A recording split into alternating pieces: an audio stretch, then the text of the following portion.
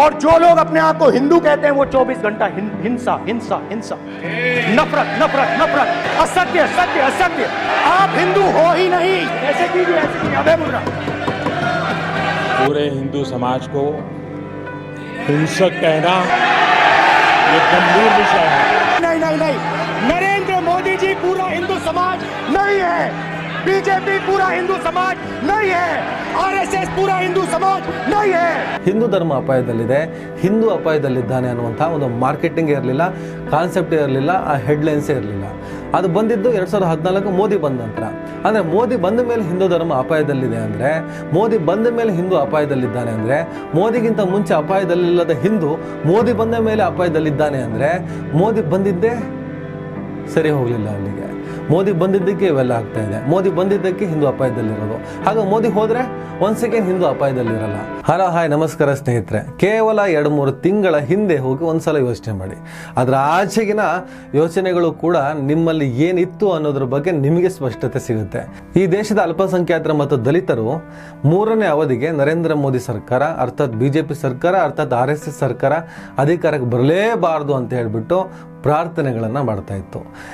ಯಾವುದೇ ಒಂದು ಸರ್ಕಾರ ಪದೇ ಪದೇ ಆಡಳಿತಕ್ಕೆ ಬರಬೇಕಾದ್ರೆ ಇವರು ಬರಲೇಬಾರ್ದಪ್ಪ, ಇವ್ರು ಬರಲೇಬಾರ್ದು ಅನ್ನುವಂತಹ ಪ್ರೇಯರ್ ನಡೆಯುತ್ತೆ ಅಂದರೆ ಇವರು ಏನೋ ಒಂದು ನೋವನ್ನು ಕೊಡ್ತಾ ಇದ್ದಾರೆ, ಯಾವುದೋ ಒಂದು ಕೆಟ್ಟ ಆಲೋಚನೆಗಳಲ್ಲಿ ಸರ್ಕಾರವನ್ನು ನಡೆಸ್ತಾ ಇದ್ದಾರೆ ಎಂಬ ಅರ್ಥವೇ ಬರುತ್ತೆ ಅಲ್ವಾ ಸ್ನೇಹಿತರೆ. ಸ್ಪೆಷಲ್ ಆಗಿ ಅಲ್ಪಸಂಖ್ಯಾತರು ಈ ದೇಶದ ಪ್ರಜೆಗಳಲ್ವಾ. ಈ ದೇಶ ಜಾತ್ಯತೀತ ದೇಶ, ಈ ದೇಶ ಸಹಬಾಳ್ವೆಯಿಂದ ಹೋಗಬೇಕು. ಈ ದೇಶದ ಸಮಗ್ರತೆಯನ್ನು ಈ ದೇಶದ ಸಂವಿಧಾನ ಸಾರಿ ಹೇಳಿರೋದ್ರಿಂದ ಈ ದೇಶದಲ್ಲಿ ಹಿಂದೂ ಎಷ್ಟೋ, ಮುಸಲ್ಮಾನನೂ ಅಷ್ಟೇ, ಕ್ರೈಸ್ತನೂ ಅಷ್ಟೇ ಅನ್ನುವಂತಹ ನಂಬಿಕೆ ಮತ್ತು ಕಾನೂನಿನೊಂದಿಗೆ ಈ ದೇಶ ಹೋಗ್ತಾ ಇದೆ. ಹಾಗಿರಬೇಕಾದ್ರೆ ಈ ದೇಶದ ದಲಿತರು ಮತ್ತು ಅಲ್ಪಸಂಖ್ಯಾತರು ಮತ್ತೊಮ್ಮೆ ನರೇಂದ್ರ ಮೋದಿ ಸರ್ಕಾರ ಅರ್ಥಾತ್ ಬಿಜೆಪಿ ಸರ್ಕಾರ ಅಧಿಕಾರಕ್ಕೆ ಬರಬಾರ್ದು ಅನ್ನುವಂಥ ಪ್ರಾರ್ಥನೆಯನ್ನ ಯಾಕೆ ಮಾಡ್ತಾ ಇತ್ತು ಅಂದರೆ, ಆತಂಕದಿಂದ ಯಾಕಿದ್ರು ಅಂದರೆ ಇವರು ಈ ಸಮುದಾಯಗಳ ಮೇಲೆ ಮಾಡ್ತಿದ್ದಂಥ ಅಟ್ರಾಸಿಟಿ. ಗುರಾಣಿ ಅಂತಿರುವಂಥ ಮುಸಲ್ಮಾನನನ್ನು 3ನೇ ದರ್ಜೆಗೆ ತಳ್ಳಿ ಆ ನಂತರ ದಲಿತರನ್ನು ನೇರವಾಗಿ ಶೋಷಣೆಗೆ ಒಳಪಡಿಸುವಂತಹ ಅವರ ತಂತ್ರ ಸಂವಿಧಾನವನ್ನು ಬದಲಾಯಿಸುತ್ತೇವೆ ಎನ್ನುವಂತಹ ಸ್ಟೇಟ್ಮೆಂಟನ್ನು ಕೊಟ್ಟಾಗಲೇ ಎಸ್ಟಾಬ್ಲಿಷ್ ಆಗಿತ್ತು. ಹೀಗಾಗಿ ಈ ಸರ್ಕಾರ ಮತ್ತೆ ಬರಬಾರ್ದು, ಇವ್ರು ಬಂದರೆ ಮತ್ತೆ ಅದ್ಯಾವುದೋ NRC CAA ಅನ್ನು ತಂದುಬಿಟ್ಟು ಮೈನಾರಿಟೀಸ್ ಮೇಲೆ ಅಟ್ರಾಸಿಟಿ ಮಾಡ್ತಾರೆ. ಅದಾದಮೇಲೆ ಯೂನಿಫಾರ್ಮ್ ಸಿವಿಲ್ ಕೋಡ್ ಅಂತೇಳಿ ಈ ದೇಶದ ಸಮಗ್ರತೆಗೆ ವಿರುದ್ಧವಾದಂತಹ, ಈ ದೇಶದ ಸಂವಿಧಾನದ ಸಮಗ್ರತೆಯ ಆಶಯಗಳಿಗೆ ವಿರುದ್ಧವಾದಂತಹ ಕಾನೂನನ್ನು ತಂದು ಅವರಿಷ್ಟದ ಹಿಂದೂ ರಾಷ್ಟ್ರವನ್ನು ಕಟ್ಟೋದಕ್ಕೋಸ್ಕರ ಅವರು ಟೊಂಕ ಕಟ್ಟಿ ನಿಂತಿದ್ದಾರೆ. ಹಾಗಾಗಿ ಅವರು ಅಪ್ಕಿ ಬಾರ್ 400 ಪಾರ್ 400ಕ್ಕಿಂತ ಹೆಚ್ಚು ಸೀಟ್ಗಳನ್ನು ಪಡೆದರೆ ಮಾತ್ರ ಸಂವಿಧಾನಕ್ಕೆ ಕೈ ಹಾಕಬಹುದು ಅನ್ನುವಂಥ ಕ್ಲಾರಿಟಿ ಇರೋದ್ರಿಂದ ಈ ದೇಶದ ಜನರನ್ನು ಸಮೂಹ ಸನ್ನಿಗೊಳಪಡಿಸಿ ತಮ್ಮ ಹಠ ಸಾಧನೆಯನ್ನು ಈಡೇರಿಸಿಕೊಳ್ಳುವ ನಿಟ್ಟಿನಲ್ಲಿ ಬಿರುಗಾಳಿ ಥರ ಹೊರಡ್ತಿದ್ದಾರೆ ಅಂಥೇಳಿ ಆತಂಕದಲ್ಲೇ ಈ 2 ಸಮುದಾಯಗಳು, ಈ 2 ಕಮ್ಯುನಿಟಿಗಳು ಇದ್ವು ಸ್ನೇಹಿತರೆ. ಆದರೆ ಈ ದೇಶದ ಜನ ಏನನ್ನ ಬಯಸ್ತಾರೆ, ಯಾವ ಹಂತದವರೆಗೂ ಒಂದು ರೀತಿಯ ವಿಕೋಪವನ್ನು ಸಹಿಸ್ತಾರೆ ಅನ್ನೋದನ್ನು ಈ ಚುನಾವಣೆಯಲ್ಲಿ ಸಾಬೀತು ಮಾಡ್ತಾರೆ. 400 ಸೀಟು ಪಡೆಯುತ್ತೇವೆ ಎಂದು ಹೊರಟವರು 240 ಸ್ಥಾನಕ್ಕೆ ಕುಸಿಯುತ್ತಾರೆ. ನಿತೀಶ್ ಮತ್ತು ಚಂದ್ರಬಾಬು ನಾಯ್ಡು ಇವರ ಸಹವಾಸದಲ್ಲಿ, ಸಾಂಗತ್ಯದಲ್ಲಿ 280 ಆಸುಪಾಸಿನಲ್ಲಿ ವಿಲಗುಟ್ಟುತ್ತಿದ್ದಾರೆ. ಹಾಗಾಗಿನೇ ಈ ದೇಶದ ಮೂಲ ಆಶಯಗಳಿಗೆ ವಿರುದ್ಧವಾಗಿ ಏನೇ ಮಾಡೋದಕ್ಕೆ ಹೊರಟರೂ ಕೂಡ ಅದು ಉಲ್ಟಾ ಆಗುತ್ತೆ ಅನ್ನುವಂಥ ಒಂದು ಪಾಠವನ್ನು ಮೋದಿ ಅಂಡ್ ಗ್ಯಾಂಗಿಗೆ ಈ ದೇಶದ ಜನ ಕೊಟ್ಟಿದ್ದಾರೆ ಸ್ನೇಹಿತರೆ. ಇಷ್ಟೆಲ್ಲ ಪೀಠಿಕೆ ಯಾಕಂದರೆ ನಿನ್ನೆ ಪಾರ್ಲಿಮೆಂಟ್ನಲ್ಲಿ ರಾಹುಲ್ ಗಾಂಧಿ ಎತ್ತಿದಂತಹ ವಿಚಾರ, ರಾಹುಲ್ ಗಾಂಧಿ ಕೊಟ್ಟಂಥ ಮಾಸ್ಟರ್ ಸ್ಟ್ರೋಕ್, ಮೋದಿಯವರು ಸೇರಿದ ಹಾಗೆ, ಶಾ ಸೇರಿದ ಹಾಗೆ, ಸ್ಪೀಕರ್ ಓಂ ಬಿರ್ಲಾ ಸೇರಿದ ಹಾಗೆ ಎಲ್ಲರನ್ನೂ ಕೂಡ ಹೈರಾಣಾಗಿಸಿದಂತಹ ನಿನ್ನೆಯ ಪಾರ್ಲಿಮೆಂಟಿನ ರಾಹುಲ್ ಗಾಂಧಿಯವರ ಪ್ರಖರವಾದ ಮೊನಚಾದ ಭಾಷಣ ಇದೆಯಲ್ಲ, ನಿಜಕ್ಕೂ ಈ ದೇಶದ ಜನ ಬಯಸುತ್ತಿರುವಂಥ ಬಲಿಷ್ಠ ವಿಪಕ್ಷ ನಾಯಕದ ಮಾಸ್ಟರ್ ಸ್ಟ್ರೋಕ್ ಇದೇ ಆಗಿತ್ತು. शिव जी कहते हैं डरो मत, डराओ मत. Here is the religion of Islam. मतलब इस्लाम में भी कहा गया है कि डरना नहीं. गुरु नानक जी के चित्र में भी आपको अभय मुद्रा दिखाई देगा. गुरु नानक जी भी कहते हैं कि डरो मत, डराओ मत. जीसस क्राइस्ट की भी देखिए, उसमें भी आपको अभय मुद्रा दिखाई देगा. बुद्ध भगवान अभय मुद्रा, और अंत में महावीर. तो हमारे सारे के सारे महापुरुषों ने अहिंसा की बात की, डर मिटाने की बात की, और जो लोग अपने आप को हिंदू कहते हैं वो 24 घंटा हिंसा हिंसा हिंसा। ನಿನ್ನೆ ರಾಹುಲ್ ಎತ್ತಿರುವಂಥ ಅನೇಕ ವಿಚಾರಗಳಲ್ಲಿ ಮೂಲ ವಿಚಾರ ಇದೇ ಆಗಿತ್ತು, ನಾನು ಕೊಟ್ಟಂಥ ಪೀಠಿಕೆ ಆಗಿತ್ತು. ಸ್ನೇಹಿತರೆ, ಒಂದ್ಸಲ ನೀವು ನೆನಪು ಮಾಡ್ಕೊಳ್ಳಿ, ಇದೇ ರಾಹುಲ್ ಗಾಂಧಿ ಪಾರ್ಲಿಮೆಂಟ್ನಲ್ಲಿ ಏನಾದರೂ ಮಾತಾಡ್ತಿದ್ರೆ ಮೋದಿ ನಗ್ತಾ ಇದ್ರು, ತಮಾಷೆ ಮಾಡ್ತಾ ಇದ್ರು, ಏನಾದ್ರು ಮಾತಾಡ್ತಿದ್ದಾನೆ ಅಂತ ಹೇಳ್ಬಿಟ್ಟು ಒಂದು ವ್ಯಂಗ್ಯ. ಅವ್ರಿಗೆ ನೀಟಾಗಿ ಗೊತ್ತಿತ್ತು ಆ ಥರದ ವ್ಯಂಗ್ಯವನ್ನು ಮಾಡಿದಾಗ, ಆ ಥರದೊಂದು ಕಡೆಗಳನ್ನೇ ಮಾಡಿದಾಗ ಮಾತ್ರ ರಾಹುಲ್ನ ಡಮ್ಮಿ ಅಂತ ಈ ದೇಶದ ಜನರ ಮುಂದೆ ಪ್ರೊಜೆಕ್ಟ್ ಮಾಡೋದಕ್ಕೆ ಸಾಧ್ಯ ಅನ್ನುವಂಥ ಕ್ಲಾರಿಟಿ ಇರೋದ್ರಿಂದ ಉದ್ದಕ್ಕೂ ರಾಹುಲ್ ಗಾಂಧಿ ಅವರನ್ನು ಪಪ್ಪು ಅಂತಲೇ ಅವರು ಮಾಡ್ತಾ ಬಂದರು, ಪಪ್ಪು ಅಂತಲೇ ಬಿಂಬಿಸುವಂಥ ಪ್ರಯತ್ನವನ್ನು ಮಾಡ್ತಾ ಬಂದರು. ಹಾಗಾಗಿ ಆ ಮನುಷ್ಯ ಏನೇ ಮಾತಾಡಿದ್ರು, ನೀವು ನನ್ನನ್ನು ನಫರತ್ ಮಾಡಿದ್ರು, ನೀವು ನನ್ನನ್ನು ದ್ವೇಷ ಮಾಡಿದ್ರು ನಾನು ನಿಮ್ಮನ್ನ ದ್ವೇಷ ಮಾಡಲ್ಲ, ನೀವು ನನ್ನ ಪಪ್ಪು ಅಂದರೂ ನಾನು ನಿಮ್ಮನ್ನು ದ್ವೇಷ ಮಾಡಲ್ಲ ಅಂಥೇಳಿ ಮೋದಿನ ತಪ್ಕೊಂಡು ಬಂದು ಕೂತಾದ ಮೇಲೂ ಕೂಡ ಮೋದಿಯವರು ತಮ್ಮ ಭಾಷಣದುದ್ದಕ್ಕೂ ರಾಹುಲ್ ಗಾಂಧಿ ಅವರನ್ನು ಲೇವಡಿ ಮಾಡ್ತಾರೆ. आंखों की बात करने वालों की आंखों की हरकतों ने आज टीवी पे पूरा देश देख रहा है कैसे आंख खोली जा रही है, कैसे बंद की जा रही है. ಆದರೆ ನಿನ್ನೆ ಮೋದಿಯವರ ಮುಖ ನೋಡಿ, ರಾಹುಲ್ ಗಾಂಧಿ ಮಾತಾಡ್ತಿರ್ಬೇಕಾದ್ರೆ ಮೋದಿಯವರ ಎಕ್ಸ್ಪ್ರೆಷನ್ ನೋಡಿ.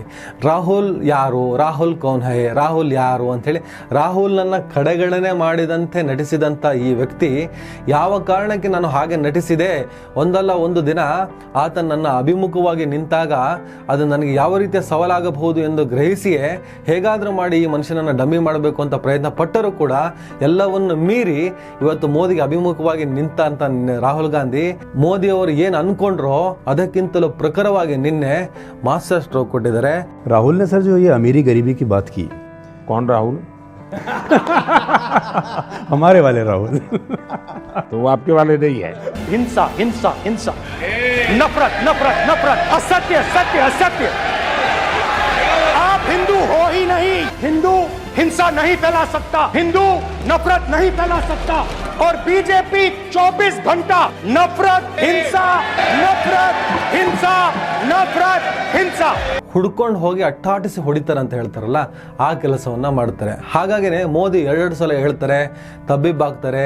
ಇಡೀ ಆಡಳಿತ ಪಕ್ಷ ಈ ಹಿಂದೆ ಪಾರ್ಲಿಮೆಂಟ್ನಲ್ಲಿ ಅಬ್ಬರಿಸುತ್ತಿದ್ದ, ಬೊಬ್ಬರಿಸುತ್ತಿದ್ದ, ತಮಾಷೆ ಮಾಡುತ್ತಿದ್ದ, ಉಡಾಫೆ ಮಾಡುತ್ತಿದ್ದ, ಅಹಂಕಾರದಿಂದ ಮೆರೆಯುತ್ತಿದ್ದವರೆಲ್ಲ ನಿನ್ನೆ ತಂಡ ಹೊಡೆದ್ಬಿಟ್ರು. ಆ ಥರ ಒಂದೊಂದೇ ವಿಚಾರದ ಬಾಂಬ್ಗಳನ್ನು ರಾಹುಲ್ ಗಾಂಧಿ ಈ ಗ್ಯಾಂಗ್ ಮೇಲೆ ಎಸಿತಾ ಹೋಯಿತು. ನರೇಂದ್ರ ಮೋದಿ ಅವರಿಗೆ ಸುಧಾರಿಸ್ಕೊಳ್ಳೋಕ್ಕಾಗದೆ, ತಾಳಕ್ಕಾಗದೆ ಏನಾದರೂ ಮಾಡಿ ಹಿಡಿದಿಡ್ಬೇಕಲ್ಲ, ಏನಾದರೂ ಮಾಡಿ ಈ ಫೋರ್ಸನ್ನು, ಈ ಬಿರುಗಾಳಿನ ತಡಿಬೇಕಲ್ಲ ಅಂತ ಹೇಳಿ ಎದ್ದು ನಿಂತು ಇಡೀ ಹಿಂದೂ ಸಮುದಾಯವನ್ನೇ ಹಿಂಸೆ ಮಾಡೋರು ಅಂತ ಹೇಳ್ತಿರಲ್ಲ, ಇದು ಸರಿಯಲ್ಲ, ಇದು ಗಂಭೀರವಾದ ವಿಚಾರ ಅಂತ ಹೇಳ್ತಾರೆ. विषय बहुत गंभीर है. पूरे हिंदू समाज को हिंसक कहना ये गंभीर विषय है. ಅದಾದ ಮೇಲೆ ಅಮಿತ್ ಶಾ ಕೂಡ ನೀವು ಕ್ಷಮೆ ಕೇಳಬೇಕು, ಇಡೀ ಹಿಂದೂ ಸಮುದಾಯವನ್ನು ಹಿಂಸೆ ಮಾಡೋರು, ಹಿಂಸಾ ಪ್ರವೃತ್ತಿ ಅಂತ ಹೇಳ್ತೀರಾ, ಬೇರೆ ಸಮುದಾಯಗಳನ್ನು ನೀವು ಶಾಂತಿ ಪ್ರೀತಿಯ ಸಂದೇಶ ಸಾರುವ ಧರ್ಮಗಳು ಎಂದು ಹೇಳಿ ಹಿಂದೂ ಧರ್ಮವನ್ನು, ಹಿಂದೂ ಸಮುದಾಯವನ್ನು ಹಿಂಸೆ ಮಾಡೋರು ಅಂತ ಹೇಳಿದ್ರೆ ಕ್ಷಮೆ ಕೇಳಬೇಕು ನೀವು ಅಂತ ಹೇಳಿ ಒತ್ತಾಯವನ್ನು ಮಾಡ್ತಾರೆ.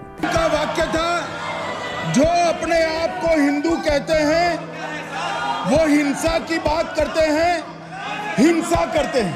इस देश में शायद इनको मालूम नहीं है, करोड़ों लोग अपने आप को गर्व से हिंदू कहते हैं. हिंसा की भावना को किसी धर्म के साथ जोड़ना, और ये सदन में और संवैधानिक पद पर बैठे हुए व्यक्ति ने, मैं मानता हूं मान्यवर, उन्होंने इसकी माफी मांगनी चाहिए. ಸ್ನೇಹಿತರೆ, ನೋಡ್ತಾ ಇದ್ದ ಹಾಗೆ, ಕಾಣ್ತಾ ಇದ್ದ ಹಾಗೆ, ಇಡೀ ದೇಶದ ಜನ ಕೇಳ್ತಾ ಇದ್ದ ಹಾಗೆ ಎದ್ದು ನಿಂತು ಇಬ್ಬರು ಸುಳ್ಳು ಹೇಳ್ತಾರೆ. ಜನಕ್ಕೇನು ಅರ್ಥ ಆಗಲ್ವಾ, ಜನರಿಗೇನು ಕಿವಿ ಇಲ್ಲ ಅಂತ ಇವ್ರು ಅನ್ಕೊಂಡಿದ್ದಾರ? ಏನು ಶತದಡ್ರ, ಶತ ಮೂರ್ಖರ ಇಲ್ಲಿ ದೇಶದ ಜನ?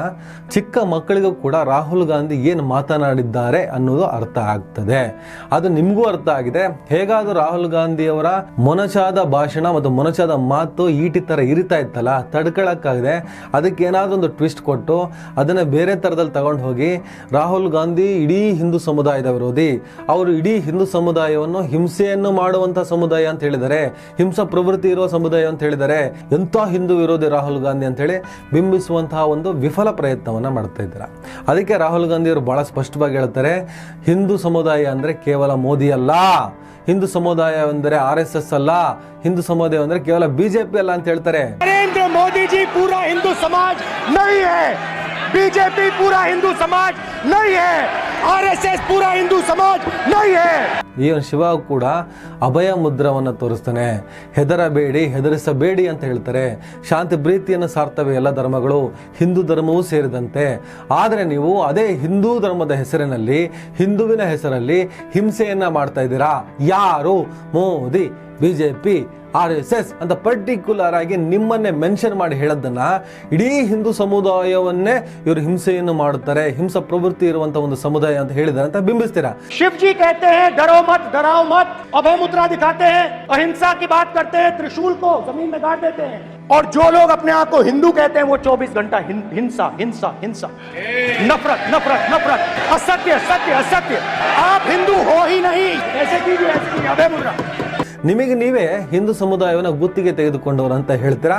ಒಬ್ಬ ಹಿಂದೂ ರಾಹುಲ್ ಗಾಂಧಿ ಹೇಳಿದ ಸ್ಟೇಟ್ಮೆಂಟ್ ಅನ್ನ ಅದು ನಾನೇ ಹಿಂದೂ, ಹಿಂದೂ ಅಂದರೆ BJP, ಹಿಂದೂ ಎಂದರೆ ಮೋದಿ, ಹಿಂದೂ ಎಂದರೆ RSS ಅಂತ ಹೇಳಿಬಿಟ್ಟು ನಿಮಗೆ ನೀವೇ ಬರೆದುಕೊಂಡು ನಿಮಗೆ ನೀವೇ ಅಗ್ರಿಮೆಂಟ್ ಮಾಡ್ಕೊಂಡು ಬಿಟ್ಟಿದ್ದೀರಾ ಅನ್ನುವ ಅರ್ಥದಲ್ಲೇ ರಾಹುಲ್ ಗಾಂಧಿ ಮಾತಾಡ್ತಾರೆ. ಅದು ಸತ್ಯ ಅಲ್ವ ಸ್ನೇಹಿತರೆ? ಹಿಂದೂ ಧರ್ಮ ಅಪಾಯದಲ್ಲಿದೆ, ಹಿಂದೂ ಧರ್ಮ ಅಪಾಯದಲ್ಲಿದೆ ಅನ್ನುವಂಥ ಕಾನ್ಸೆಪ್ಟ್ ಯಾವಾಗ ಬಂದಿದ್ದು? 2014ರಲ್ಲಿ ಮೋದಿ ಅಧಿಕಾರಕ್ಕೆ ಬಂದ ಮೇಲೆ. 2014ಕ್ಕಿಂತ ಮುಂಚೆ ಹಿಂದೂ ಧರ್ಮ ಅಪಾಯದಲ್ಲಿದೆ ಅನ್ನುವಂಥ ಕಾನ್ಸೆಪ್ಟೇ ಇರಲಿಲ್ಲ. ಆಗ ಕಾಂಗ್ರೆಸ್ ಆಡಳಿತ ಇತ್ತು, ಹಿಂದಿನ ಬೇರೆ ಯಾವುದೇ ಸರ್ಕಾರಗಳು ಬಂದಾಗ ಹಿಂದೂ ಧರ್ಮ ಅಪಾಯದಲ್ಲಿದೆ, ಹಿಂದೂ ಅಪಾಯದಲ್ಲಿದ್ದಾನೆ ಅನ್ನುವಂಥ ಒಂದು ಮಾರ್ಕೆಟಿಂಗ್ ಇರಲಿಲ್ಲ, ಕಾನ್ಸೆಪ್ಟೇ ಇರಲಿಲ್ಲ, ಆ ಹೆಡ್ಲೈನ್ಸೇ ಇರಲಿಲ್ಲ. ಅದು ಬಂದಿದ್ದು 2014 ಮೋದಿ ಬಂದ ನಂತರ. ಅಂದರೆ ಮೋದಿ ಬಂದ ಮೇಲೆ ಹಿಂದೂ ಧರ್ಮ ಅಪಾಯದಲ್ಲಿದೆ ಅಂದರೆ, ಮೋದಿ ಬಂದ ಮೇಲೆ ಹಿಂದೂ ಅಪಾಯದಲ್ಲಿದ್ದಾನೆ ಅಂದರೆ, ಮೋದಿಗಿಂತ ಮುಂಚೆ ಅಪಾಯದಲ್ಲಿಲ್ಲದ ಹಿಂದೂ ಮೋದಿ ಬಂದ ಮೇಲೆ ಅಪಾಯದಲ್ಲಿದ್ದಾನೆ ಅಂದರೆ, ಮೋದಿ ಬಂದಿದ್ದೇ ಸರಿ ಹೋಗಲಿಲ್ಲ ಅಲ್ಲಿಗೆ. ಮೋದಿ ಬಂದಿದ್ದಕ್ಕೆ ಇವೆಲ್ಲ ಆಗ್ತಾ ಇದೆ. ಮೋದಿ ಬಂದಿದ್ದಕ್ಕೆ ಹಿಂದೂ ಅಪಾಯದಲ್ಲಿರೋದು. ಹಾಗೆ ಮೋದಿ ಹೋದರೆ ಒಂದು ಸೆಕೆಂಡ್ ಹಿಂದೂ ಅಪಾಯದಲ್ಲಿರಲ್ಲ. ನೋಡಿ ಸ್ನೇಹಿತರೆ, ಹೀಗೆ ಹಿಂದೂ ಅಪಾಯದಲ್ಲಿದ್ದಾನೆ, ಹಿಂದೂ ಧರ್ಮ ಅಪಾಯದಲ್ಲಿದೆ ಅಂಥೇಳಿ ಅಪಾಯದಲ್ಲಿಲ್ಲದ, ಭಯವಿಲ್ಲದ, ಬಹುಸಂಖ್ಯಾತನಾಗಿರುವ ಹಿಂದೂ ಆತನೇ ನಿರ್ಣಾಯಕವಾಗಿರುವಂಥ ಈ ದೇಶದಲ್ಲಿ, ಈ ದೇಶದ ಭವಿಷ್ಯವನ್ನು ತೀರ್ಮಾನ ಮಾಡುವಂತಿರುವಾಗ ಹೇಗೆ ಹಿಂದೂ ಅಪಾಯದಲ್ಲಿರಲು ಸಾಧ್ಯ? ಈ ಕಾಮನ್ ಸೆನ್ಸ್ನ ಭಾಳ ನೀಟಾಗಿ ಜನರ ತಲೆಯಲ್ಲಿ ಹಾಕಬೇಕಾದಂಥ ಜವಾಬ್ದಾರಿ ಎಲ್ಲರ ಮೇಲಿದೆ. ನಿನ್ನೆ ಅಂತೂ ರಾಹುಲ್ ಗಾಂಧಿ ಫಸ್ಟೇ ಮಾಸ್ಟರ್ ಸ್ಟ್ರೋಕ್ ಕೊಟ್ಟಿದ್ದಾರೆ. ಮುಂದಿನ ದಿನಗಳಲ್ಲಿ ಯಾವ ಥರದಲ್ಲಿ ಈ ರಾಹುಲ್ ನಮ್ಮನ್ನು ಕಾಡ್ಬೋದು, ಪೀಡಿಸ್ಬೋದು ಅನ್ನುವಂಥ ಕ್ಲಾರಿಟಿ ಸಿಕ್ಕಿದೆ. ಲೇವಡಿ ಮಾಡ್ತಿದ್ದಂಥ ಮೋದಿ ನಿನ್ನೆ ಮುಖ ನೋಡಿದ್ರೆ ಬೇಜಾರಾಗ್ತಿತ್ತು. ಬಹುಶಃ 10 ವರ್ಷದ ಅವಧಿಯಲ್ಲಿ, ಅಂದರೆ 2 ಅವಧಿಯಲ್ಲಿ ಮೋದಿ ಮುಖ ಅಷ್ಟು ಕಪ್ಪಿಟ್ಟಿದ್ದು ಯಾರು ನೋಡಲಿಲ್ಲ. ಇನ್ನೊಂದ್ಸರಿ ಎದ್ದು ನಿಂತು ನನ್ನ ಸಂವಿಧಾನ ನನಗೆ ಏನೋ ಹೇಳ್ಕೊಟ್ಟಿದೆ ಲೋಕತಂತ್ರ ವ್ಯವಸ್ಥೆಯಲ್ಲಿ ಅಂತ ಏನೋ ಹೇಳೋಕೆ ಹೋಗ್ತಿರ್ಬೇಕಾದ್ರೆ ವಿರೋಧ ಪಕ್ಷಗಳು ಜೈ ಸಂವಿಧಾನ್ ಜೈ ಸಂವಿಧಾನ್ ಜೈ ಸಂವಿಧಾನ್ ಅಂತ ಹೇಳ್ಬಿಟ್ಟು ಮತ್ತೆ ಟಕ್ಕರ್ ಕೊಡುತ್ತೆ. ಯಾಕಂದರೆ ಈ ಸಲ ವಿಪಕ್ಷಗಳ ಅನೇಕ ನಾಯಕರುಗಳು ಸಂವಿಧಾನವನ್ನೇ ಹಿಡಿದು ಪ್ರಮಾಣ ವಚನವನ್ನು ಸ್ವೀಕಾರ ಮಾಡಿರ್ತಾರೆ. ಜೈ ಸಂವಿಧಾನ್ ಅಂತ ಘೋಷಣೆಯನ್ನು ಕೂಗಿರ್ತಾರೆ. ಸಂವಿಧಾನವನ್ನು ಬದಲಾಯಿಸೋದಕ್ಕಂತ ನೀವು ಹೊರಟಿದ್ರಿ, ಆದರೆ ಸಂವಿಧಾನವನ್ನು ಉಳಿಸೋದಕ್ಕೆ ನಾವು ಬಂದಿದ್ದೀವಿ ಅಂತ ಹೇಳ್ಬಿಟ್ಟು ಇವ್ರ ಮೆಸೇಜನ್ನು ಪಾಸ್ ಮಾಡಿದ್ರು. ಹಾಗಾಗಿ ಸಂವಿಧಾನ ಅಂತ ಹೇಳ್ಬಿಟ್ಟು ಮೋದಿಯವರು ಆ ಟಾಪಿಕ್ನ ಎತ್ತುತ್ತಿದ್ದ ಹಾಗೆ, ಆ ಶಬ್ದವನ್ನು ಮಾತನಾಡ್ತಿದ್ದ ಹಾಗೆ ಇವರು ಜೈ ಸಂವಿಧಾನ ಅಂತ ಕೂಗ್ತಾರೆ. ಮೋದಿ ಏನೋ ಹೇಳಿಕೊಟ್ಟರು, ಕಡೆಗೆ ಯಥಾ ಪ್ರಕಾರ ಒಂದು ವ್ಯಂಗ್ಯ, ಯಥಾ ಪ್ರಕಾರ ಒಂದು ಕಾಮಿಡಿ. ಯಾಕಂದರೆ ಆಲ್ರೆಡಿ ರಾಹುಲ್ ಗಾಂಧಿ ಕೊಟ್ಟಂಥ ಸ್ಟ್ರೋಕನ್ನು ಆಡಳಿತ ಪಕ್ಷದ ಅನೇಕ ನಾಯಕರುಗಳು ತಡ್ಕೊಳ್ಳೋಕ್ಕಾಗದೆ ವಿಲ ಅಂತ ಒದ್ದಾಡ್ತಾ ಇದ್ರು. ಹಾಗಿರ್ಬೇಕಾದ್ರೆ ಅವ್ರಿಗೊಂದು ಸಮಾಧಾನ ಮಾಡೋದಕ್ಕೋಸ್ಕರ ನರೇಂದ್ರ ಮೋದಿ ಏನು ಮಾಡ್ತಾರೆ, ನನಗೂ ವಿಪಕ್ಷ ನಾಯಕನನ್ನು ಗಂಭೀರವಾಗಿ ತೆಗೆದುಕೊಳ್ಬೇಕು ಅಂತ ಅನಿಸಿದೆ ಅಂತ ಹೇಳ್ತಾರೆ. ಅಲ್ಲೊಂದು ವ್ಯಂಗ್ಯ, ಮತ್ತೆ ಎಲ್ಲ ನಗಾಡ್ತಾರೆ. लोकतंत्र ने और संविधान ने मुझे सिखाया है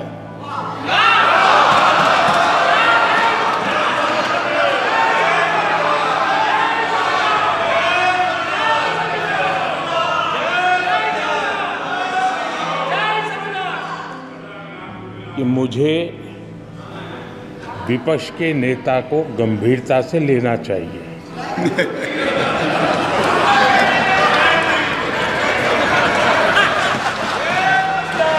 ರಾಹುಲ್ ಗಾಂಧಿ ಎಷ್ಟೇ ಗಂಭೀರವಾಗಿ ಕರೆಕ್ಟಾಗಿ ಎಲ್ಲಿ ಇಡಬೇಕು ಅಲ್ಲಿಗೆ ಈಟಿಯನ್ನು ಇಟ್ಟು ಇರಿತಾ ಇದ್ರೂ ಕೂಡ ನಮ್ಗೆ ಅದು ತಾಗ್ತಾ ಇಲ್ಲ ಅಂತ ತೋರಿಸುವಂತಹ ಸೈಕಲಾಜಿಕಲ್ ಪ್ಲ್ಯಾನನ್ನು, ಸೈಕಲಾಜಿಕಲ್ ತಂತ್ರವನ್ನು ಇವರು ಹೂಡ್ತಾ ಇದ್ದಾರೆ ಸ್ನೇಹಿತರೆ. ಭಾಳ ಆಶ್ಚರ್ಯ ಆಗೋದು ನೋಡಿ, ಇಡೀ ಚುನಾವಣೆ ಉದ್ದಕ್ಕೂ ರಾಹುಲ್ ಯಾರು, ರಾಹುಲ್ ಕೌನ್ ಹೈ ಅಂತ ಹೇಳ್ತಾ ಇದ್ದಂಥ ಇದೇ ಮೋದಿ, कौन राहुल? ಪದೇ ಪದೇ ಚುನಾವಣೆ ಉದ್ದಕ್ಕೂ ಕಳೆದ 10 ವರ್ಷದಿಂದನೂ ತಗೊಳ್ಳಿ, ಟ್ರ್ಯಾಕ್ ರೆಕಾರ್ಡ್ ಓಪನ್ ಮಾಡಿ, ನಿಮಗೂ ಗೂಗಲ್ ಇರುತ್ತೆ, ಯೂಟ್ಯೂಬ್ ಇರುತ್ತೆ, ಅಲ್ಲಿ ಸರ್ಚ್ ಮಾಡಿ. ಕಳೆದ 10 ವರ್ಷದಿಂದನೂ ಚುನಾವಣಾ ಭಾಷಣಗಳಲ್ಲಿ ಪದೇ ಪದೇ ರಾಹುಲ್ ಗಾಂಧಿಯನ್ನೇ ಮೆನ್ಷನ್ ಮಾಡ್ತಾರೆ ನರೇಂದ್ರ ಮೋದಿ ಅವರು. ಪಪ್ಪು ಅಂತಾರೋ, ರಾಹುಲ್ ಬಾಬಾ ಅಂತಾರೋ, ವ್ಯಂಗ್ಯ ಮಾಡ್ತಾರೋ, ಏನು ಬೇಕಾದ್ರೆ ಮಾಡಲಿ, ಬಟ್ ರಾಹುಲ್ ಗಾಂಧಿನೇ ತಗೊಬರ್ತಾರೆ. ನಿಮಗೆ ಏನೂ ಅಲ್ಲದ ಒಬ್ಬ ಅಸಮರ್ಥನು ಅಂತ ನಿಮ್ಗೆ ಏನಾದ್ರು ಅನ್ಸಿದ್ರೆ, ಆತ ಲೆಕ್ಕಕ್ಕೆ ಎಲ್ಲ, ನಮಗೆ ಸವಾಲೇ ಅಲ್ಲ ಅಂತ ಅನ್ಸಿದ್ರೆ ಆತನ ಬಗ್ಗೆ ಯಾಕೆ ಮಾತಾಡ್ತೀವಿ? ಒಂದು ಸೈಕಲಾಜಿಕಲ್ ತಂತ್ರ ಇದು. ವೆರಿ ಸಿಂಪಲ್ ಆಗಿ, ನನಗೆ ಒಬ್ಬ ವ್ಯಕ್ತಿ ಏನೂ ಅಲ್ಲ ಅಂತ ಅನ್ಸಿದ್ರೆ ಪದೇ ಪದೇ ಅವನ ಬಗ್ಗೆ ನಾನು ಯಾಕೆ ಮಾತಾಡಬೇಕು? ನಾನು ಮಾತಾಡೋಕ್ಕೆ ಚಾನ್ಸ್ ಇಲ್ವಲ್ಲ. ಅವನು ಏನೂ ಅಲ್ಲದ ವ್ಯಕ್ತಿಯನ್ನು ನಾನು ಪದೇ ಪದೇ ಮಾತಾಡ್ತೀನಿ ಅಂದರೆ ಅವನು ಏನೋ ಒಂದು ಹೌದು ಅನ್ನುವಂಥ ಭಯದಿಂದನೇ ಆತನ ಬಗ್ಗೆ ನಾನು ಮಾತಾಡ್ತೀನಿ. ಅವನೇನು ಯೂಸ್ ಇಲ್ಲ ಅನ್ನೋದನ್ನೇ ನೀವು ಮಾಡುವ 100 ಭಾಷಣಗಳಲ್ಲಿ ಅದನ್ನು ಮೆನ್ಷನ್ ಮಾಡ್ತಾ ಬಂದಾಗ ಆತ ಏನೋ ಒಂದು ಹೌದು ಅನ್ನೋದು ಸಾಬೀತಾಗುತ್ತೆ. ಆ ಸಾಬೀತು ಇವತ್ತು ನಿಮ್ಮ ಕಣ್ಣ ಮುಂದೆ ಇದೆ. ಹಾಗಾಗಿ ಮೊದಲ ಪಾರ್ಲಿಮೆಂಟ್ ಭಾಷಣದಲ್ಲಿ ಭರ್ಜರಿಯಾಗಿ ಎಕ್ಕಿ ಇಳಿಯುವಂಥ ಕೆಲಸವನ್ನು ರಾಹುಲ್ ಗಾಂಧಿಯವರು ಮಾಡಿದ್ದಾರೆ ಸ್ನೇಹಿತರೆ. ಹಾಗಾಗಿ ರಾಹುಲ್ ಗಾಂಧಿ ಪ್ರಕಾರ ಹಿಂದೂ ಧರ್ಮ ಅಂದರೆ ಅದು ಶಾಂತಿ ಪ್ರೀತಿಯನ್ನು ಸಾರುವ ಧರ್ಮ. ಆ ಹಿಂದೂ ಧರ್ಮದ ಹೆಸರಿನಲ್ಲಿ, ಹಿಂದುವಿನ ಹೆಸರಲ್ಲಿ ಈ ದೇಶದ ಮೈನಾರಿಟಿ ಮತ್ತು ದಲಿತರ ಮೇಲೆ ಅಟ್ರಾಸಿಟಿಯನ್ನು ಮಾಡ್ತಾ ಬಂದಂತಹ ಈ ಮೋದಿ ಸರ್ಕಾರ ನಿಜಕ್ಕೂ ಹಿಂದೂ ಧರ್ಮದ ಮೂಲ ಆಶಯದ ವಿರೋಧಿಗಳು, ಅಂದರೆ ಹಿಂದೂ ಧರ್ಮದ ವಿರೋಧಿಗಳು. ರಾಹುಲ್ ಗಾಂಧಿಯ ಪ್ರಕಾರವಾಗಿ ಮೋದಿ, RSS, BJP ಇವರೆಲ್ಲ ಹಿಂದೂ ವಿರೋಧಿಗಳು. ಅಸಲಿ ಹಿಂದೂ ವಿರೋಧಿಗಳು ಇವರು. ಹಿಂದೂ ಹೆಸರಿನಲ್ಲಿ ಹಿಂಸೆಯನ್ನು ಮಾಡುತ್ತಾ, ಹಿಂದೂ ಧರ್ಮದ ಆಶಯಗಳಿಗೆ ಧಕ್ಕೆ ತರುತ್ತಾ, ಹಿಂದುತ್ವದ ಅಸ್ಮಿತೆಯನ್ನೇ ಹಿಂಸಾ ಪ್ರವೃತ್ತಿ ಎಂದು ತೋರಿಸುವ ಪ್ರಯತ್ನವನ್ನು ಮಾಡುತ್ತಿರುವಂಥ ಇವರುಗಳು ಹಿಂದೂ ವಿರೋಧಿಗಳು. ಆದರೆ ಶಾಂತಿ ಪ್ರೀತಿಯನ್ನು ಸಾರುವ ನಾವೆಲ್ಲರೂ ಕೂಡ ಹಿಂದೂ ಧರ್ಮದ ಪರವಾಗಿದ್ದೇವೆ ಎನ್ನುವ ಅರ್ಥದಲ್ಲಿ ರಾಹುಲ್ ಗಾಂಧಿ ಅವರು ಮಾತಾಡ್ತಾರೆ. ಇದರ ಜೊತೆಗೆ ನೀಟ್ ಪರೀಕ್ಷಾ ಅಕ್ರಮದ ಬಗ್ಗೆ ಮಾತಾಡ್ತಾರೆ. ಅದಾದ್ಮೇಲೆ ಪ್ರಮಾಣ ವಚನ ಸ್ವೀಕಾರ ಸಂದರ್ಭದಲ್ಲಿ ಓಂ ಬಿರ್ಲಾ ಸ್ಪೀಕರ್ ಅವರು ಮೋದಿ ಅವರಿಗೆ ತಲೆಬಾಗಿ ಕೈ ಕೊಡ್ತಾರೆ, ನಮಸ್ಕಾರ ಮಾಡ್ತಾರೆ, ತಲೆಬಾಗಿ ಹ್ಯಾಂಡ್ಶೇಕ್ ಕೊಡ್ತಾರೆ. ಆದರೆ ನನಗೆ ತಲೆ ಎತ್ತಿ ಮಾಡ್ತಾರೆ. ನನಗೆ ಯಾವ ಥರ ತಲೆ ಎತ್ತಿಬಿಟ್ಟು ಹ್ಯಾಂಡ್ಶೇಕ್ ಕೊಡ್ತಾರೋ ಅದು ಸರಿ ಇದೆ. ಆದರೆ ಮೋದಿಗೆ ತಲೆ ಬಾಗೋದು ಯಾಕೆ? ಮೋದಿಗೆ ಯಾಕೆ ತಲೆ ಬಾಗೋದು? ಈ ಸಂಸತ್ತಿನಲ್ಲಿ ದೊಡ್ಡವರು ಹಿರಿಯರು ಅಂದರೆ ಅದು ಸ್ಪೀಕರ್, ಅದು ಯಾಕೆ ಆ ಥರ ಬಾಗಬೇಕು ಅಂತ ಹೇಳ್ಬಿಟ್ಟು ಸರಿಯಾಗಿ ಸ್ಪೀಕರ್ ಓಂ ಬಿರ್ಲಾ ಅವರಿಗೆ, When I shook your hand, you stood straight like this and shook my hand. And when Modi ji shook your hand, you bowed down and shook his hand.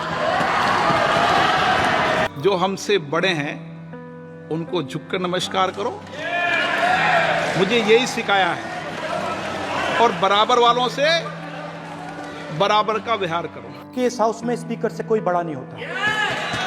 Modi 2 ಸಲ ಎದ್ದುಬಿಟ್ಟು ಪಂಚ್ ಡೈಲಾಗ್ ಹೊಡೆದಾಗ ಓಂ ಬಿರ್ಲಾ ಅವ್ರ ಮುಖ ನಳಿಸ್ತಾ ಇತ್ತು. ಈ ಕಡೆ ರಾಹುಲ್ ಮಾತಾಡ್ತಿರ್ಬೇಕಾದ್ರೆ ಮುಖ ಸಿಟ್ಟಾಗೋದು. ನಾನು ಬೆಳೆದು ಬಂದ ರೀತಿಯ ಪ್ರಕಾರ ಹಿರಿಯರಿಗೆ ನಾನು ನಮಸ್ಕರಿಸಬೇಕು, ತಲೆ ಬಾಕಬೇಕು ಅನ್ನೋದು ನಾನು ಕಲ್ತಿದ್ದೀನಿ ಅಂತ ಹೇಳ್ಬಿಟ್ಟು ಒಂದು ಭಾವನಾತ್ಮಕವಾದ ಡೈಲಾಗನ್ನು ಓಂ ಬಿರ್ಲಾ ಅವ್ರು ಹೊಡಿತಾರೆ. ಅದಕ್ಕೆ ರಾಹುಲ್ ಗಾಂಧಿ ಉತ್ತರ ಕೊಡ್ತಾರೆ, ನೋಡಿ ಸ್ಪೀಕರ್ ಅವರೇ, ಈ ಪಾರ್ಲಿಮೆಂಟ್ನಲ್ಲಿ ದೊಡ್ಡ ನೇತ ಅಂದರೆ ನೀವೇ, ದೊಡ್ಡ ನಾಯಕ ಅಂದರೆ ನೀವು ಹಿರಿಯರಿಲ್ಲಿ, ವಯಸ್ಸಿದಲ್ಲಿ ಬರಲ್ಲ. ಒಬ್ಬ ಸ್ಪೀಕರ್ ಅಂದರೆ ಇಡೀ ಪಾರ್ಲಿಮೆಂಟಿಗೆ ಬಾಸ್ ಇದ್ದ ಹಾಗೆ, ನಿಮಗೆ ನಾವೆಲ್ಲ ತಲೆ ಬಾಗಿಸ್ಬೇಕು, ನಾನು ತಲೆ ಬಾಗಿಸ್ತೀನಿ, ಹಾಗಾಗಿ ನೀವು ಯಾರಿಗೂ ತಲೆ ಬಾಗಿಸ್ಬಾರ್ದು ಅಂತ ಹೇಳ್ಬಿಟ್ಟು ವಾಪಸ್ ಸ್ಪೀಕರ್ಗೆ ಮರುತ್ತರ ಕೊಡ್ತಾರೆ. जो हमसे बड़े हैं उनको झुककर नमस्कार करो, मुझे यही सिखाया है, और बराबर वालों से बराबर का व्यवहार करो. कि इस हाउस में स्पीकर से कोई बड़ा नहीं होता. ಅದಕ್ಕಿಂತ ಹೆಚ್ಚು ನಗು ತರಿಸಿರೋದಂದರೆ ಮೋದಿಯವರ ಈ ಚುನಾವಣೆ ಹೊತ್ತಿಗೆ ಕೊಟ್ಟಂಥ ಒಂದು ಸ್ಟೇಟ್ಮೆಂಟ್ ಏನಿತ್ತು, ನನಗೆ ದೇವರೇ ಕಳಿಸಿರೋದು, 2048 ಹೊತ್ತಿಗೆ ಈ ದೇಶವನ್ನು ಅದ್ಭುತ ಮಾಡಬೇಕು, ನನ್ನನ್ನು ದೇವರೇ ಕಳಿಸಿರೋದು, ನಾನು ಬಯೋಲಜಿಕಲ್ ಅಲ್ವೇ ಅಲ್ಲ, ಈ ವಿಚಾರದಲ್ಲಿ ನಾನು ಕನ್ವಿನ್ಸ್ ಆಗಿದ್ದೀನಿ ಅಂತ ಅವತ್ತೇನು ಸ್ಟೇಟ್ಮೆಂಟ್ ಕೊಟ್ಟರು ಅದನ್ನು ರಾಹುಲ್ ಗಾಂಧಿ ಎತ್ತಾರೆ. लेकिन मैं जो कन्विंस हो चुका हूँ, मैं खुद कन्विंस हो चुका हूँ, मुझे दुनिया को कन्विंस करने की जरूरत नहीं है. परमात्मा ने मुझे भेजा है, परमात्मा ने मेरे से काम लेना तय किया है. ये ऊर्जा भी परमात्मा देता है, प्रेरणा भी परमात्मा देता है, पुरुषार्थ करने की दिशा भी परमात्मा देता है. ये सब कुछ ऊपर वाले की कृपा है. ಈ ನೋಟ್ ಬ್ಯಾನು ಇನ್ನಿತರ ವಿಚಾರಗಳು ಬಹುಶಃ ದೇವರೇ ನರೇಂದ್ರ ಮೋದಿಗೆ ಹೇಳಿ ಮಾಡಿಸಿದ್ದೇನೋ. ಪಾಪ ಏನು ಮಾಡೋದು, ಆ ಶ್ರೀರಾಮ ಅಯೋಧ್ಯೆಯಲ್ಲಿ ಇವ್ರು ಕೈ ಬಿಟ್ಟ ಅಂತ ಹೇಳ್ಬಿಟ್ಟು ವ್ಯಂಗ್ಯ ಮಾಡ್ತಾರೆ. प्रधानमंत्री ने बोला है कि मेरा डायरेक्ट कनेक्शन है भगवान के साथ, मगर फिर श्री राम ने आपको दूसरा मैसेज दे दिया अयोध्या में. तो प्रधानमंत्री के शब्द हैं, मेरे शब्द नहीं है. ये प्रधानमंत्री जी ने कहा है, पब्लिक में मीडिया को कहा है कि मैं बायोलॉजिकल नहीं हूँ, मेरा डायरेक्ट कनेक्शन भगवान के साथ है। मैं नहीं बोल रहा हूँ, प्रधानमंत्री मोदी जी ने बोला है। ದೇವರ ಮಗನಿಗೆ, ದೇವರೇ ಕಳಿಸಿದ ಮಗನಿಗೆ ಅಯೋಧ್ಯೆಯಲ್ಲಿ ಏನು ಫಲಿತಾಂಶ ಬರುತ್ತೆ ಅಂತ ಗೊತ್ತಾಗ್ಲಿಲ್ಲ. ಅಯೋಧ್ಯೆಯಲ್ಲಿ ದೇವರ ಮಗನಿಗೆ ದೇವರು ಕೈ ಬಿಟ್ಬಿಟ್ಟ ಅನ್ನುವಂಥ ವ್ಯಂಗ್ಯವನ್ನ ಮಾಡ್ತಾರೆ. ಈ ಸಂದರ್ಭದಲ್ಲಿ ಮೋದಿಯವರ ಮುಖವನ್ನು ನೋಡೋದಕ್ಕೆ ಸಾಧ್ಯನೇ ಇರಲಿಲ್ಲ ಸ್ನೇಹಿತರೆ. ನಿಜಕ್ಕೂ ಶಾಕ್. ಕಳೆದ 10 ವರ್ಷದಲ್ಲಿ, ಕಳೆದ 2 ಅವಧಿಯಲ್ಲಿ ಮೋದಿ ಇಷ್ಟೊಂದು ಸುಸ್ತಾಗಿರೋದು ನಾವು ನೋಡೇ ಇರಲಿಲ್ಲ. ಹಾಗಾಗಿ ನಾವು ಒಂದು ಭರವಸೆ ಇಟ್ಕೊಂಡು ಈ ದೇಶದಲ್ಲಿ ಇನ್ನು ಮುಂದೆ ಮುನ್ನಡಿಬಹುದು ಅಂತ ಅನಿಸ್ತಾ ಇದೆ. ಯಾಕಂದರೆ ಬಲಿಷ್ಠವಾದ ವಿಪಕ್ಷ ಬೇಕೇ ಬೇಕಾಗ್ತದೆ. ಯಾಕಂದರೆ ಆಡಳಿತ ಪಕ್ಷಕ್ಕೆ ಕಡಿವಾಣ ಹಾಕೋದಕ್ಕೆ, ಆಡಳಿತ ಪಕ್ಷದ ಕಿವಿ ಹಿಂಡೋದಕ್ಕೆ ವಿಪಕ್ಷ ನಾಯಕ ವೆರಿ ವೆರಿ ಇಂಪಾರ್ಟೆಂಟ್. ಅವ್ರು ಇಲ್ಲದಿದ್ದರೆ ಇವರು ಆಟೋಟೋಪಕ್ಕೆ ಕಡಿವಾಣ ಹಾಕೋದಕ್ಕೆ ಸಾಧ್ಯ ಇಲ್ಲ. ಈ ಕಾರಣದಿಂದನೇ ಈ ದೇಶದ ದಲಿತರು ಮತ್ತು ಮೈನಾರಿಟೀಸ್, ಅಲ್ಪಸಂಖ್ಯಾತರು ಸದಾ ಆತಂಕದಿಂದ ಬದುಕುವಂತಹ ವಾತಾವರಣ ನಿರ್ಮಾಣ ಆಗಿತ್ತು. ಅದು ಇನ್ನು ಮುಂದೆ ಮುಂದುವರಿಯುತ್ತಾ ಅನ್ನುವಂಥ ಕಾರಣಕ್ಕೆ ಅವರು ಆತಂಕದಲ್ಲಿದ್ದರು. ಆದರೆ ಈ ದೇಶದ ಜನ ಹೆಚ್ಚು ಸ್ಥಾನಮಾನಗಳನ್ನು ಕೊಡದೆ ಅವರಿಗೆ ಚಾಟಿ ಏಟು ಕೊಟ್ಟಿರೋದ್ರಿಂದ, ಕಪಾಳ ಮೋಕ್ಷ ಮಾಡಿರೋದ್ರಿಂದ ಅವರು ತಮಗೆ ಇಷ್ಟ ಬಂದ ಹಾಗೆ ಯಾವುದನ್ನು ಕೂಡ ಇನ್ನು ಮುಂದೆ ಮಾಡೋದಕ್ಕೆ ಸಾಧ್ಯ ಇಲ್ಲ. ಆ ಥರ ಹೋದರೂ ಕೂಡ ವಿಪಕ್ಷ ಬಲಿಷ್ಠವಾಗಿದೆ. ಅವರು ಇದರ ವಿರುದ್ಧ ಆಕ್ಷೇಪವನ್ನು ಸಲ್ಲಿಸ್ತಾರೆ, ಅವರು ಇದರ ವಿರುದ್ಧ ಮತಗಳನ್ನು ಚಲಾಯಿಸ್ತಾರೆ. ದೇಶದ ಜನರು, ದೇಶದ ಸಂವಿಧಾನ, ದೇಶದ ಅಲ್ಪಸಂಖ್ಯಾತರು, ದೇಶದ ದಲಿತರ ಪರವಾಗಿ ಒಂದು ವಿಪಕ್ಷ ಬಹಳ ಸ್ಟ್ರಾಂಗ್ ಆಗಿ ಕೆಲಸ ಮಾಡುವಂಥ ಸೂಚನೆ ಅಂತ ನಮಗೆ ಸಿಕ್ಕಿದೆ. ನರೇಂದ್ರ ಮೋದಿ ಅವರು ಈ ಮುಂದೆ ಹುಷಾರಾಗಿ ದೇಶದ ಭವಿಷ್ಯಕ್ಕೋಸ್ಕರ ಎಲ್ಲರನ್ನು ವಿಶ್ವಾಸಕ್ಕೆ ತಗೊಂಡು ಆಡಳಿತವನ್ನು ನಡೆಸ್ತಾ ಹೋದರೆ ಖಂಡಿತವಾಗಲೂ ಈ ದೇಶದ ಇತಿಹಾಸದಲ್ಲಿ ಒಂದು ಒಳ್ಳೆಯ ಅಧ್ಯಾಯವಾಗಿ ಅವರು ಅಂತ್ಯಗೊಳ್ತಾರೆ. ನಿಜಕ್ಕೂ. ಯಾಕಂದರೆ ಕರಾಳ ಅಧ್ಯಾಯದಿಂದ ಶುರುವಾಗಿ ಒಂದೊಳ್ಳೆ ಅಧ್ಯಾಯದ ಮೂಲಕ ಅವರ ರಾಜಕೀಯ ಜೀವನ ಅಂತ್ಯವಾಗಲಿ, ಅವರ ರಾಜಕಾರಣ ಇತಿಹಾಸದ ಪುಟವನ್ನು ಸೇರಿಕೊಳ್ಳಲಿ ಅಂತ ನಾವು ಹಾರೈಸೋಣ. ಆ ಥರದ ಆಡಳಿತವನ್ನು ಬಯಸೋಣ. ಹಿಂದೂ ಧರ್ಮ, ಇಸ್ಲಾಂ ಧರ್ಮ, ಈ ಧರ್ಮಗಳ ಆಧಾರದಲ್ಲಿ ದೇಶವನ್ನು ವಿಭಜಿಸಿ, ದೇಶದ ಒಳಗಡೆ ಆಂತರಿಕ ಸಂಘರ್ಷವನ್ನು ಏರ್ಪಡಿಸಿ ದೇಶವನ್ನು ಕಟ್ತೀನಿ ಅಂತ ಹೊರಟ್ರೆ ಆ ದೇಶ ಸ್ಮಶಾನ ಆಗುತ್ತೆ. ಹಿಂಸೆಯಿಂದ ವಿನಾಶವೇ ಹೊರತು ಅದರಿಂದ ಅಭಿವೃದ್ಧಿ ಅಂತೂ ಸಾಧ್ಯವೇ ಇಲ್ಲ. ದೇಶದ ಭವಿಷ್ಯಕ್ಕೆ ಕರಾಳವಾದಂತಹ ಕಾನೂನುಗಳನ್ನು ತಂದು ಈ ದೇಶವನ್ನು ಕರಾಳತೆಯ ಕಡೆಗೆ ತೆಗೆದುಕೊಂಡು ಹೋಗುವ ಮುನ್ನ ಒಂದಿಷ್ಟು ಎಚ್ಚರಿಕೆಯ ಗಂಟೆಯನ್ನು ಈ ದೇಶದ ಜನ ನಿಮಗೆ ಕೊಟ್ಟಿದ್ದಾರೆ. ವಿಪಕ್ಷ ನಾಯಕನಾಗಿ ರಾಹುಲ್ ಗಾಂಧಿ ಕೂಡ ನಿಮ್ಮನ್ನು ತಿವಿತಾ ಇದ್ದಾರೆ. ವಿಪಕ್ಷವು ಬಲಿಷ್ಠವಾಗಿದೆ. ಇನ್ನು ಮುಂದೆ ಇವೆಲ್ಲವನ್ನು ಬಿಟ್ಟು, ಅದರ ಜೊತೆಗೆ ಈ ತಿರುಚುವ ಹವ್ಯಾಸವನ್ನು ಬಿಟ್ಟು, ಕಳೆದ 16 ವರ್ಷದಲ್ಲಿ ಬರೀ ತಿರುಚಿಕೊಂಡೇ ಬಂದಿದ್ದು ನೀವು. ತಿರುಚ್ತಾ ಈ ಮಾಧ್ಯಮಗಳನ್ನು ಚೆನ್ನಾಗಿ ಬಳಸ್ಕೊಂಡು ಎಲ್ಲವನ್ನು ತಿರುಚಿಕೊಂಡೇ ಬಂದಿದ್ದು. ಈಗಲೂ ಕೂಡ ಹಿಂದೂ ಧರ್ಮ ಹಿಂಸಾ ಪ್ರವೃತ್ತಿ ಅಂತ ಹೇಳ್ದ ಅಂಥೇಳಿ ರಾಹುಲ್ ಗಾಂಧಿಯವರ ಒಟ್ಟಾರೆ ಅಭಿಲಾಷೆಯನ್ನು, ಒಟ್ಟಾರೆ ಉದ್ದೇಶವನ್ನು ತಿರುಚಿ ಅದರಿಂದ ಲಾಭ ಮಾಡ್ಕೊಳಕ್ಕೆ ಹೋಗ್ಬೇಡಿ. ಈ ದೇಶದ ಜನರಿಗೆ ಕಿವಿ ಇದೆ, ಕಣ್ಣು ಇದೆ. ಅದೆರಡೂ ಇಲ್ಲ ಅಂತ ಏನಾದರೂ ನೀವು ಯೋಚನೆ ಮಾಡಿದ್ರೆ ನಿಮ್ಮಷ್ಟು ದೊಡ್ಡ ಮೂರ್ಖರು ಯಾರಿಲ್ಲ. ಯಾಕಂದರೆ ಪದೇ ಪದೇ ನಿಮ್ಮ ಮೂರ್ಖತನ ಸಾಬೀತಾಗ್ತಿದೆ. ಜನರು ತಾವೇನು ಅನ್ನೋದನ್ನು ಆಲ್ರೆಡಿ ತೋರಿಸಿದ್ದಾರೆ. ಅವರನ್ನು ಇನ್ನಷ್ಟು ಸಿಟ್ಟಾಗಿಸಿ ಕೆಣಕಿ ಏನೋ ಆಗೋಕ್ಕೆ ಹೋಗಬೇಡಿ. ನಮಸ್ಕಾರ.